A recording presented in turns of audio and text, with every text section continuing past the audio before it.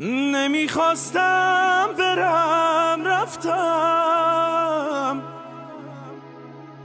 پشیمونم اگه رفتم. دارم میمیرم از عشقت، من از عشق تو سر رفتم. نمیدونم چه بد کردم،